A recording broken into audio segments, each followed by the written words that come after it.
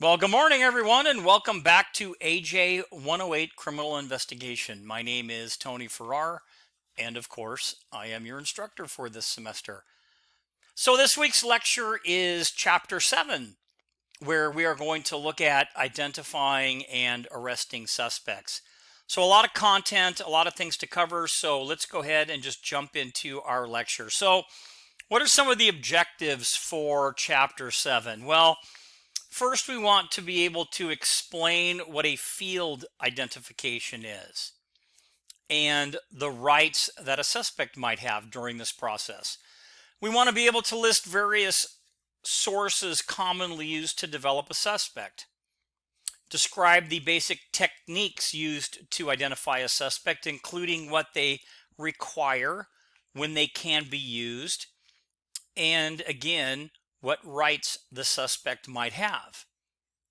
And then finally, we're going to talk a little bit about undercover assignments. So we want to list the objectives.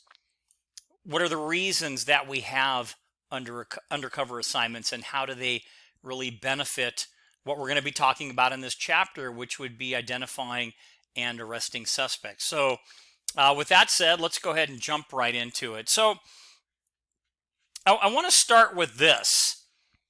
What is the number one cause of wrongful convictions? And if you've been in any of my classes before, you already know the answer to this.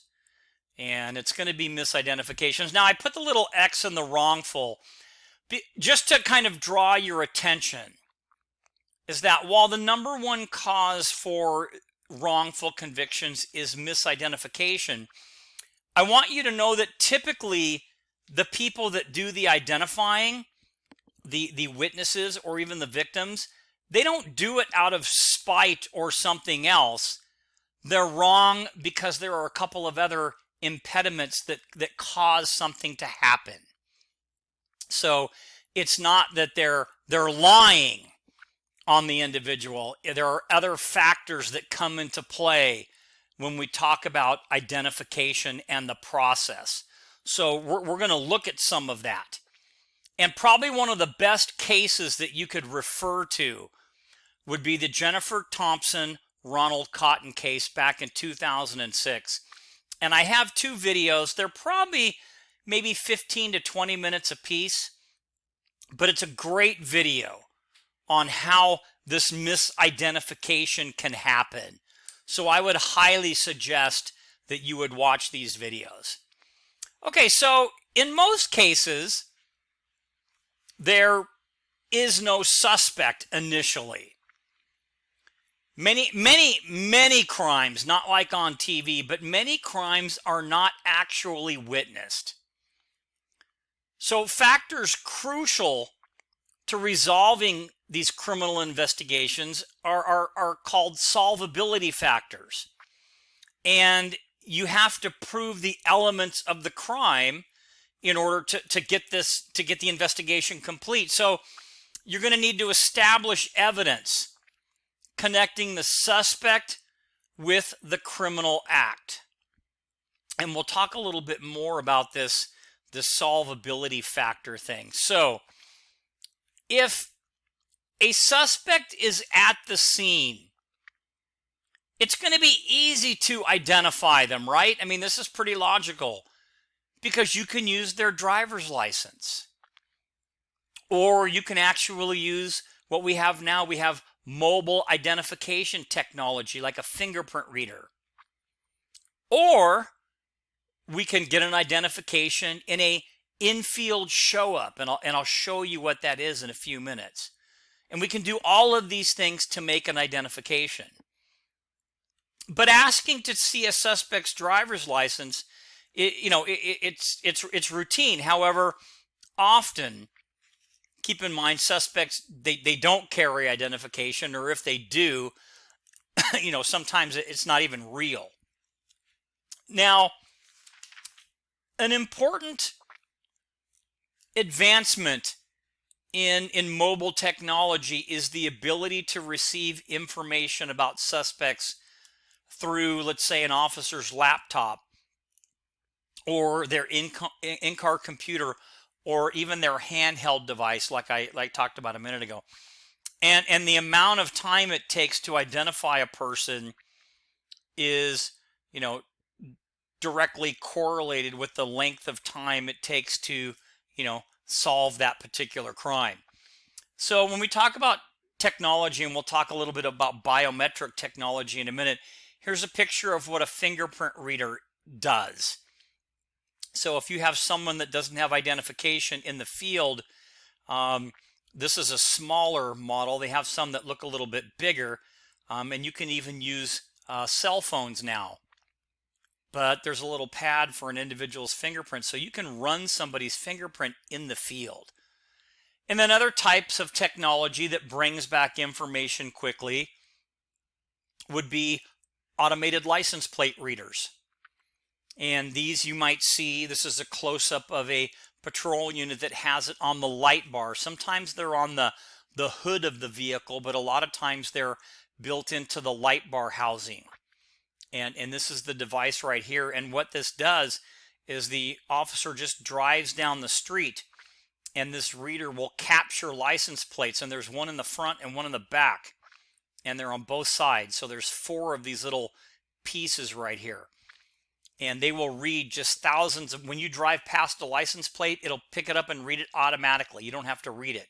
So again, that's a lot of technology, because if there's a want out on a car, it's going to read it right away. If the car is stolen, it's going to pick up on it right away. So, there are some issues relating to privacy for some groups that are critics that really don't think that this is a proper thing for law enforcement to have, but it actually is a pretty cool piece of technology.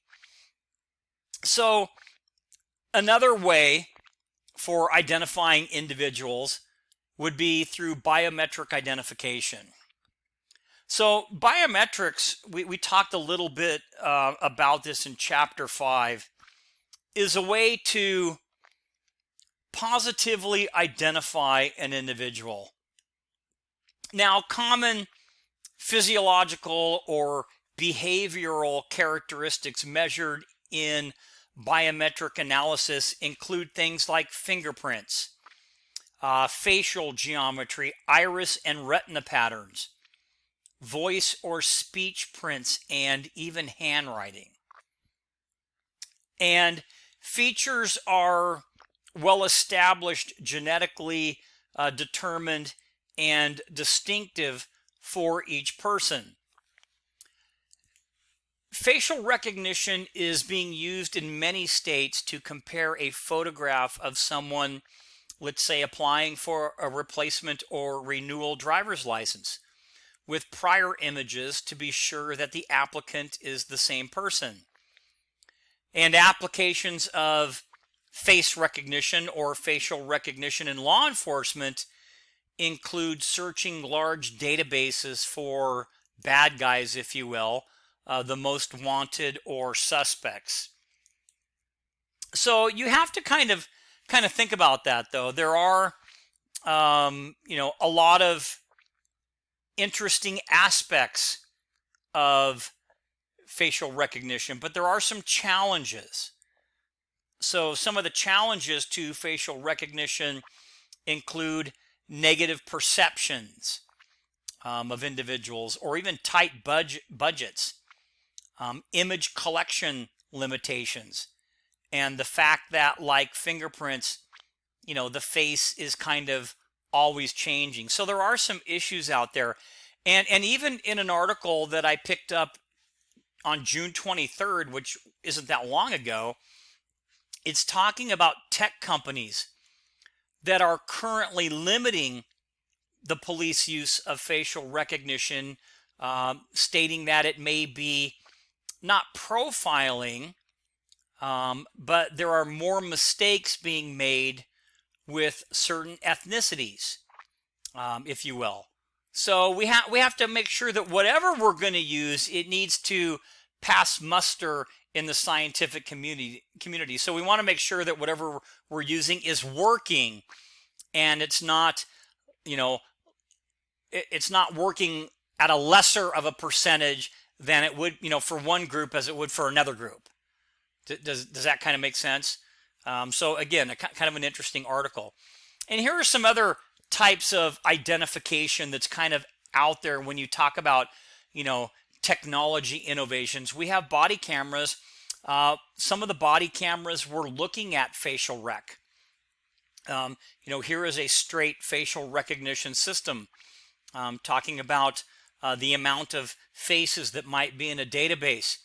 New York PD has these large camera type areas where they're able to deal with a lot of counterterrorism issues in these large, kind of like data centers, if you will. So this is just some of the technology that's out there. So kind of continuing on, and we'll talk a little bit about a show up now. We'll talk about field ID and show up ID. So if a suspect is apprehended while committing a crime, you can have the witness identify the suspect, and that happens often. And the same is generally true if the suspect is apprehended at or near the crime scene. So the critical element here in this type of in-field identification is time, because the identification really needs to occur after the crime was committed, usually like 15 to 20 minutes or so. And in a case, United States versus Ash Jr., the court established that a suspect does not have the right to an attorney or counsel at these in-field identifications. Does that kind of make sense? So again, this is something that's happening in the field.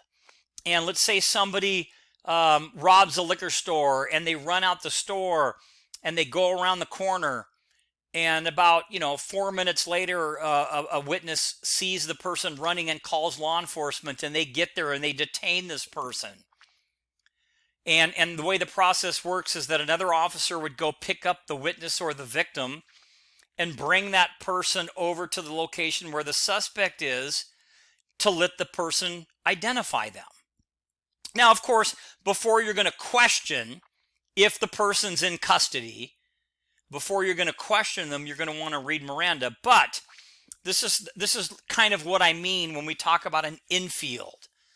Now, it is a bit suggestive in the fact that you have, let's say, one or two officers standing there with a handcuffed person because the person is detained.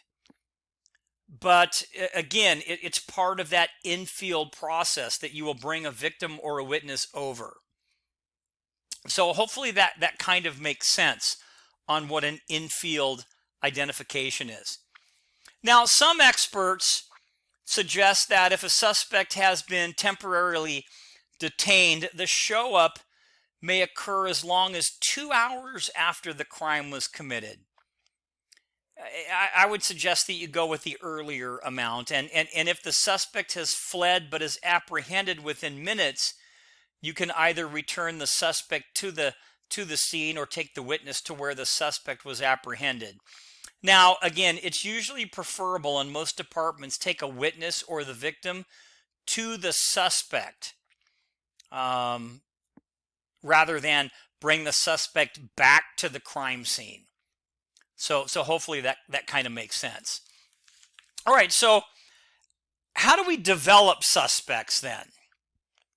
So if a suspect is not at the scene and not apprehended, you're going to have to develop the suspect, meaning you're going to have to find them. Now, suspects are developed through several different means, and on page 229 in your textbook, it lists all of those. And then we're going to kind of walk through them in just a little bit more detail. But we have victims and witnesses, physical evidence, psychological profiling, police files and databases. And again, these are all, ways that you would, or means that you would develop suspects. other agencies' files and databases, maybe informants or the news media, or even social media. So many sources are sometimes needed to develop a suspect. And most of these sources were introduced in our preceding chapter. At other times, the victim or witness provide the required information. So then your task is to corroborate the identification through that associative evidence, such as fingerprints or DNA analysis or shoe prints or personal belongings, or any other evidence that might be left at the scene that we talked about when we talked about forensics, let's say in chapter 5. So let's start now with victims and witnesses. And again, we're just going to touch on these areas because there's just so much content. So developing a suspect is much easier if the victim or witness can describe and identify the suspect. And that really helps the person that committed the crime.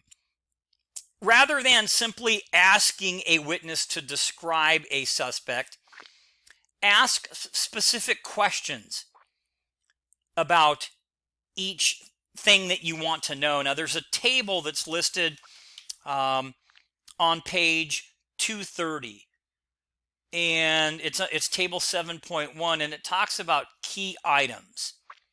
And it talks about, the description, how you would ask each piece in order to kind of build your suspect up as far as description goes. So also obtain information about how the suspect may have left the scene, on foot or by car. Did they happen to get a license plate or a partial plate or a number? Keep in mind that the prevalence of cell phones nowadays with cameras has enabled bystanders to collect a lot of valuable information that can help police develop or track down that criminal suspect. Now, witnesses may not have seen the actual crime, but again, they might have valuable information like a partial license plate, again, because they have a cell phone, etc. And here we have, this happened. This was a free-flowing, officer-involved shooting near San Diego, and someone caught this on video. And it's going to help because you can see the suspect's firearm right here. So this was a still photograph. It was actually off of somebody's cell phone, and then they were able to capture a still photograph. The same with this young lady who was standing out in front of a store with some other women and their kids, and this individual came up with a firearm trying to rob them. And what he didn't know was that this woman was an off-duty police officer. But this was captured, the camera footage captured the entire incident, including the firearm and everything else. So these are good things that can really help. So technology can be a good thing. Another consideration is remember that eyewitness identification is highly fallible. And it's fallible because of a couple of reasons. Why might you think eyewitness identification? What are some of the reasons? There's a couple. Poor visibility, meaning that you really couldn't see that well. The brief duration, meaning it happened so fast. Distance, maybe the person was too far away. So all of these things, just understand, kind of lend itself to the fallibility of, witness, eyewitness information from victims, and even faulty memory. A lot of times faulty memory kind of comes into play. Okay, so let's talk now, as we're developing suspects, let's talk about booking photos. So if the victim or witness does not know the suspect, but saw him or her clearly, identification through booking photos, or what we used to call in the olden days, mugshots, you can use that. It can be attempted. It's very time consuming. There's another system out there called the Integrated Law Enforcement Face Identification System, which has a lot of photos and things like that. It's a database of thousands of booking photos. First of all, you may want to look through the booking photos of the local agency where the crime occurred, because it is possible that maybe that person has committed other crimes. But there is this other database that you could use if you needed to look through more, but it's time consuming. Now, if witnesses can provide adequate information, a composite sketch or image can be made of the suspect. And most commonly, these software systems are meant for faces or full bodies. They're not really meant for other things. For let's say like vehicles or unusual marks or symbols or tattoos or clothing, typically they're created for faces. So there is a system. It's called Identikit. It's typically used by many departments throughout the state of California, and I'm sure even back east. And it's a computerized system. Now, back in the olden days, all of these images, let's just say it was hair.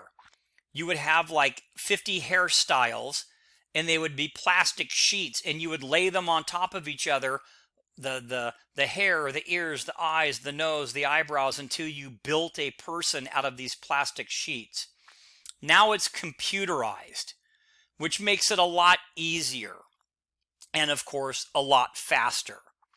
And they also have sketch artists at some organizations. They will employ a crime scene technician that might be a certified sketch artist, and they can create a sketch composite. But this is the computerized version. And to kind of show you what it's like, I had the MSJC Criminal Justice Club do a sketch, an Identikit sketch of me. And they basically used that photograph. And their job was to use the system. Now, even though they got to see the picture, I wanted them to go through and try to see how accurate they could be. And I think they did okay. Maybe a little short on the hairline, but I don't know. Yeah, okay. Anyway, I think it's pretty good. So these are sketches, and officers or investigators can do these either at the station or typically in the field now because they're on computers. So now we want to talk a little bit about the MO, or what we call modus operandi. So a series of crimes often create a recognizable modus operandi, or MO. For instance, a forger may use the same or a very similar name on each check they forge, or a burglar may take the same type of property every time they burglarize. Or maybe if it's a series of burglaries, they all occur at the same time with the same point of entry, etc. So this is a very interesting case, and I want to just kind of throw it out there since this is a criminal investigation course. And this is the case of the teardrop rapist. And you can look here that this person is still outstanding. Here are all the sexual assaults that they committed, or that he committed, and then here's the time frame.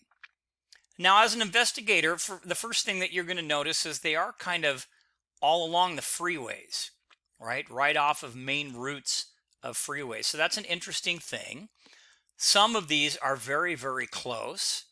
So could that mean that he lives in the neighborhood? He doesn't want to travel far. But then you can see that he started with 1, 2, 1. Then he quite busy here. Then he missed a year, came back for 1. Then he missed several years, came back for 3, and then it never happened again. So think about that as we're discussing criminal investigation and MO. And also the sketches. There's another part to this case I wanted to show you. So there were several victims that were able to describe their attacker. Now remember, because of the difference in years, We go back from 1995 all the way through 2013, right? But look at the difference in sketches. Now we know people, their hairstyles change, different things change, but some of these really don't even look like the same person. Now these three kind of do, right? When you kind of look, maybe even that one, but but you've got some kind of consistency here. So just, it's not, it's a fallible process. So we just have to be careful how we use it. But I thought that was interesting. So again, what's a modus operandi? So the MO, just to kind of clear this up before I move on, it's the pattern or how the crime is committed, not the why. The why is because they hate you. The why is because they need money. The why is because they're hooked on drugs. The why is the why. The MO is the pattern. A series of crimes often create a recognizable pattern. For instance, a burglar might use the same point of entry into homes, take certain property. This MO can help with investigative leads because especially if they've done this crime more than one time. And a lot of investigators have like an MO file on these quirky little crimes or people that have done this. So if another crime like that pops up, they might be able to, hey, I know someone that used to operate that way, like this guy. So this was a very unique case back in 2014. This was a burglar that hit several cities in the Inland Empire. And I think he committed like 12 or 13 different crimes altogether. When it was all said and done before he was taken into custody. But his MO was that he would enter a location, typically a lone female. That's an MO. It was always a lone female at night. That's part of the MO. Unlocked door or window. That's an MO. He would go inside.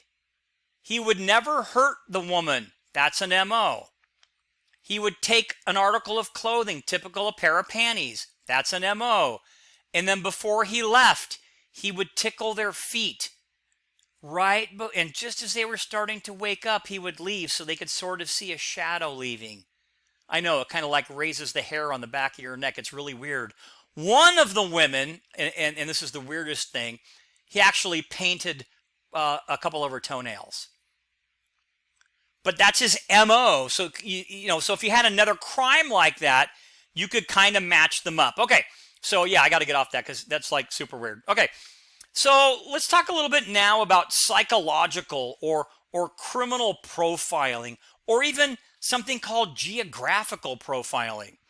So one method of suspect identification is psychological or criminal profiling. Take the Unabomber, Ted Kaczynski, and you kind of look at the profile of him.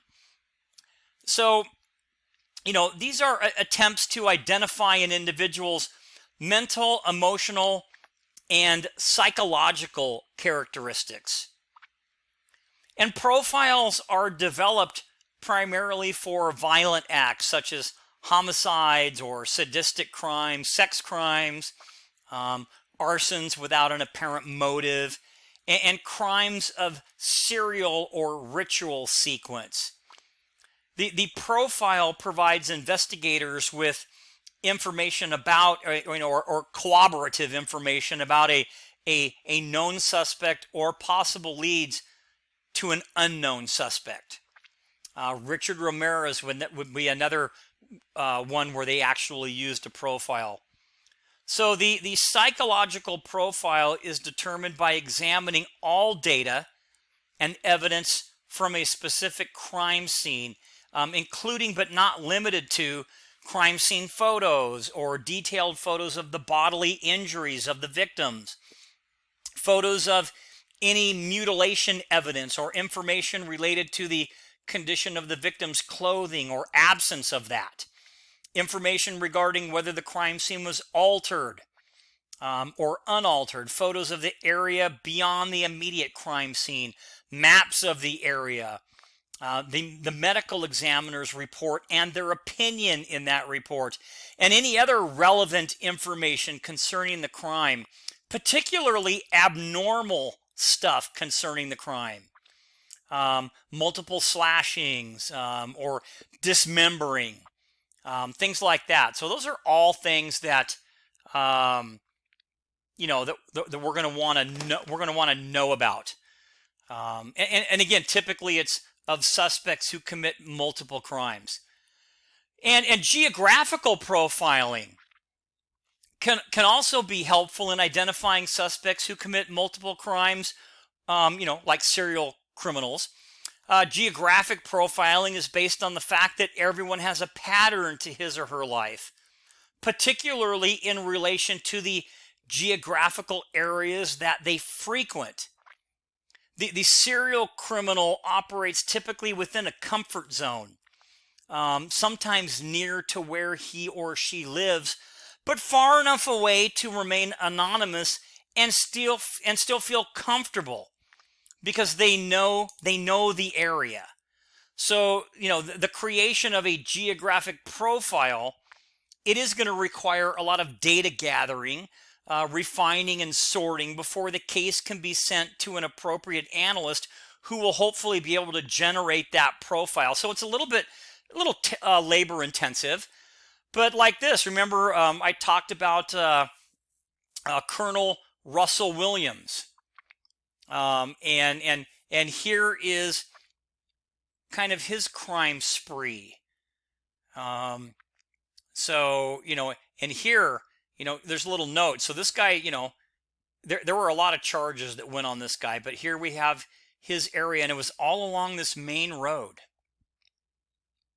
So, and he lived right in this area as well. So it's important to kind of realize that, that geographical profile could be good. The same with the teardrop rapist.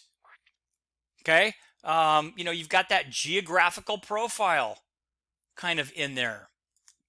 So, and again, suspects have a pattern. And here's a smaller version of the Russell Williams deal, but here's something called hotspot policing. And this is what crime analysts will use to determine where several crimes are occurring. And this is usually shared with patrol officers, but also investigators. And you can see in the hot spots, these are where the majority of different crimes are concentrated. And if you were to kind of lift the layer off this map, you would see maybe 6 or 7 of these and these and these, and they can all be the same crimes or they can be different, but these are hot spots. Okay, let's talk about racial profiling for a moment. So racial profiling occurs when an officer singles out and focuses on an individual as a suspect based on their race, excluding such legitimate factors like actions. So it's important to distinguish between profiling as a police technique, which is okay, and the political charge term racial profiling. So we want to make sure that we understand the difference between the two. And some suggest replacing racial profiling with a different word called bias-based policing to emphasize the distinction. Because here's the deal. Law enforcement is allowed to, as one factor, profile. They do it at the airports. They do it at the border. So I mean, there are certain things. Now, you're not supposed to just profile on race, but race can be one of those factors. As a matter of fact, the courts have ruled that race can be one factor among others to use in developing suspects. The case is United States versus Weaver. But again, some of the individuals, some of the critics, if you will, think that we should change the profiling word to bias-based to make sure that we have a distinction between profiling and being biased, if you will. So hopefully that kind of makes a little bit of sense in there. So another form of identification is going to be a very controversial type subject, and a couple of them are. So the perception of racial profiling may be bolstered by discussions of what we call pretext stops. And that is stopping vehicles when the officer's intent was not the real reason for the stop. So for example, an officer may stop someone for a traffic violation when he really suspects that that person is transporting drugs in the car, but he doesn't have the reasonable suspicion necessary to make the stop for the drugs. So in a case, Wren versus United States, the Supreme Court affirmed or upheld that officers can stop a vehicle for, let's say, a traffic violation, even though their actual intent was to see if they could get permission or look for drugs in the car. Does that kind of make sense? So you have to kind of like think about that. So if I know you're the local drug dealer, but I have a lawful violation to stop you, like you ran the red light, even though my intent is to get into your car to try to find drugs, it's still okay if you actually violated the law. Does that, and hopefully that kind of makes sense. And that's called a pretext stop. So, but it was upheld by Wren versus United States, where they said that officers could stop vehicles, for any reason, even if they don't have any evidence of criminal behavior, as long as they have a legal reason for the stop in the first place. Okay, so now we'll talk a little bit about tracking. Now remember, all of these things are falling under identifying and arresting suspects. So sometimes knowledge of tracking is helpful in developing suspects. And forensic tracking is the science of locating, retaining, and interpreting footprint and tire tread impressions to solve criminal cases. Now, unfortunately, tracking is becoming kind of a lost art. We don't look for, we don't find, is kind of a cliche that seems to apply to like tracks. But footprints are truly the missed evidence in many crimes, in many jurisdictions. So again, footprints and tire tracks, they can provide valuable clues. The length of stride and depth of the impression can possibly help you determine the height and weight of a person, right? Tire tracks can also provide information to investigators like direction of travel, or maybe even the type of tire. So, kind of an interesting concept. And tire prints, also are going to mean that some of the dirt or soil is going to be stuck up in the tread. So things like wet sand, mud, clay is going to stick to the tires.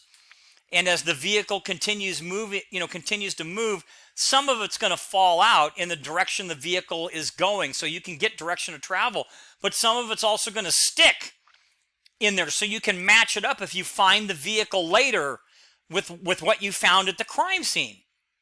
So that should kind of help you a little bit. So it is kind of a lost art.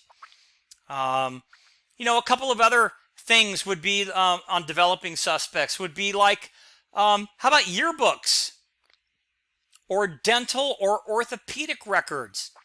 So, you look right here. You don't think you can find a yearbook on people? Here's one with Will Smith. And these are all, again, these are other aids. So other visual aids, newspaper photos, video and news films, given out to the public could provide identification. Yearbooks have also been proven to be valuable in finding suspects. Currently one of the most effective ways to generate identification leads is through somebody's social media. So that, everybody's on social media. So that's another kind of identification aid that's out there. Other information from police files and files of other agencies. So police records on solved crimes and those involved in certain types of crimes. Police files contain considerable information on those who have committed crimes, both actual suspects and those suspected of crimes. They often suggest leads. So there's a lot of information out there from our own agencies and from other agencies. So we need to go looking for all of that. We talked a little bit about field interview cards.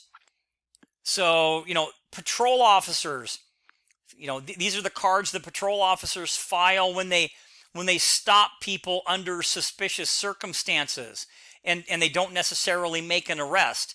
These can provide leads. And, the physical FI card is what we call it, the field interview card. They're kind of becoming a little less common because of, digital iPads, and you can do an FI card on your phone now, and things like that. But FI cards are still valuable. That's another tool. I talked about sharing of information interagency. Another tool would be informants.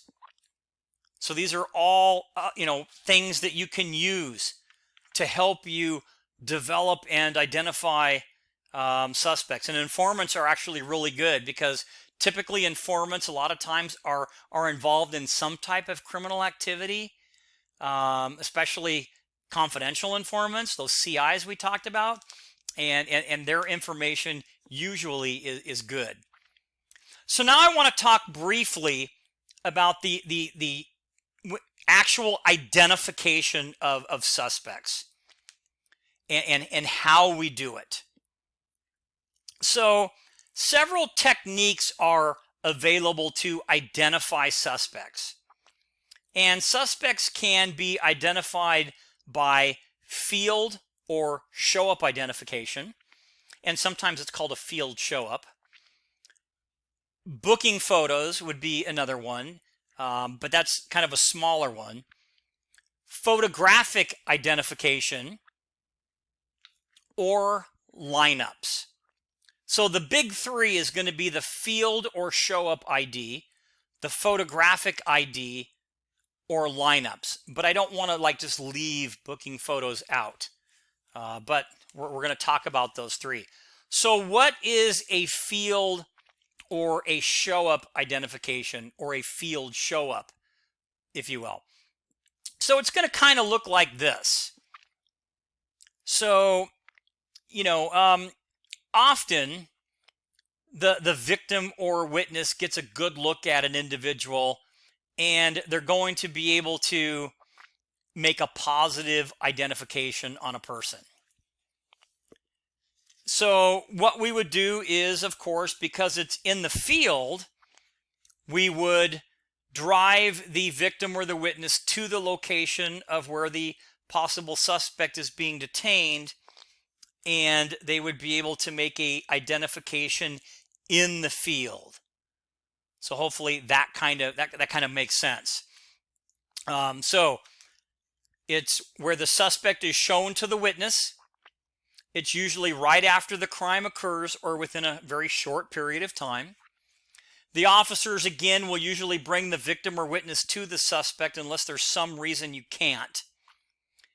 And the officers will read the victim or witness an admonishment, and it looks like this. So this is one from the Rialto Police Department, and it's just an admonishment to take the pressure off of a witness or a victim. And it talks about here, you're not obligated to identify anyone. Study the person carefully. Okay, and it even says here, in-field show-up. So this is the form. All right, because a police officer is showing a person, this should not influence your judgment. The person may or may not be the suspect. Make sense? So that's the form that's used. So now let's look at a photo lineup. So again, often the victim or witness gets a good look at the suspect and can make a photo identification. So photographs can be obtained through different ways: surveillance, booking photos, a driver's license database, and you're going to select pictures. Typically, it's at least 6 of comparable race, height, weight, and general appearance. And you're going to put them into what looks like, what we call it, is a 6-pack, because there's 6 photos. Now, because we have the ability of digital photography, we don't have to take like actual photos and tape them into this little template right here. We can make this on a computer and just print it out. All right. And then we'll talk about the necessity of booking this photo lineup into evidence. But typically 6 pictures, sometimes 8. And they don't have to be exact match. You're not going to find 6 people that look exactly the same. It just needs to be close, so nobody just stands out, if you will. Now, again, you can get your photos through booking photos, driver's license databases, surveillance pictures, your own photos within your own organization. So a photo lineup. Multiple photos are shown to the witness, either in groups or in sequence, and we'll talk about that in a minute, with the suspect in there. Now, if there's more than one suspect, you don't put 2 in there. You just 1 in every lineup, okay? Many departments use what I talked about. They use that 6-pack photo display. And then officers, again, will read the victim or witness that admonishment. And then there's sequential versus standard. Standard looks like this, the old standard 6-pack. Sequential is a little bit different. Here's the photo lineup form that I talked about. It's the admonishment form. So again, standard photo lineup is the 6 pictures. Now, one kind of unique, cool thing, and I don't want to spend too much time, is that if your suspect, whoever that is, let's say this is the suspect, if he's got this jewelry on his face, you can actually Photoshop jewelry on everybody's face. Because where are you going to find 5 other people with the exact same thing? So you can make minor modifications. Minor, okay? But this is standard. Sequential is the new way to do it. People believe that it's a lot more fair because you should be able to identify somebody right away. So again, they believe that a single photograph is going to be better for identification. And you go through all the photographs. So here's our suspect right here. Take a good look, take a good look, take a good look. Okay, now we're going to do this. And the person is given an opportunity and they'll say yes or no. So let's just say, no, that's not the suspect. Then we go here. No, that's not the suspect. Then we go here. No, that's not the suspect. Then we go, to the next one here. You recognize the guy? I'll give you a heads up. So even if they identify this person, we still finish the lineup. We go through all the photos. That's sequential. Does that kind of make sense? So, again, some departments use that sequential approach by showing witnesses 1 photograph at a time. And showing 1 at a time allows a witness to decide about each photo before looking at the next, reducing that tendency of people to compare. Because if you go back to that standard lineup, that 6-pack, the witness or the victim will start to compare. They're not really identifying, they're comparing. So hopefully that makes sense. And it's also, just a little bit of extra info, it's unwise to show a single photo to a victim or witness to obtain identification. Such identification is almost always inadmissible as evidence because it allows a chance of mistaken identity and improperly suggests to the witness that the single person shown is the suspect. So just, it doesn't mean you can never do it, but I would be very, very careful about doing that. So hopefully you understand the sequential again versus standard. So now let's look at a lineup. So we've talked about the infield, the infield show up. We talked about the photo ID. And now we're going to do an infield lineup. And I actually have a video for a lineup if you want to watch it there. So a little bit more. So lineup identification is commonly used when the suspect is in custody and there were witnesses to the crime. Now, at its most basic level, a police lineup involves placing a suspect among people not suspected of committing the crime. And typically, lineups can have anywhere from 6 to 10. And these types of lineups, they can be standard or sequential. So you can have them all at the same time, or you can do them one at a time. One person comes in, turns around, maybe says something, does whatever, and then leaves. Then the next person comes in and you go through each person. Even if they identify number 2, you're still going to go through and go through every other single person. So hopefully that makes sense. So you have the opportunity, again, to do standard or sequential, but sequential tends to be the trend that a lot of departments are using. Also, suspects must be similar, not of a different race, not exceptionally taller or shorter, have longer or shorter hair, or be dressed extremely different. They can be asked to step forward, turn around, and even speak as long as everybody else says the same thing. So if it's, "Give me the money," then you can have everybody say that phrase. Now, suspects might refuse to participate in a lineup, but these refusals can be brought against them in court. So the prosecutor can say, we did this lineup and the defendant refused. And the inference from that is, well, why would they refuse if they weren't guilty? So a lot of times it behooves the client to go ahead and do the lineup, but you can see the give and take there, right? But if you refuse to participate, the attorney can bring that up in court. Okay. So here's kind of, when we look at, and I know it's kind of cartoonish, but here's a lineup on top that satisfies due process. Not everybody is as tall, but then down here. So if your suspect's a male, you can't put females in there. Okay, I mean, it kind of makes sense. So they need to be somewhat similar.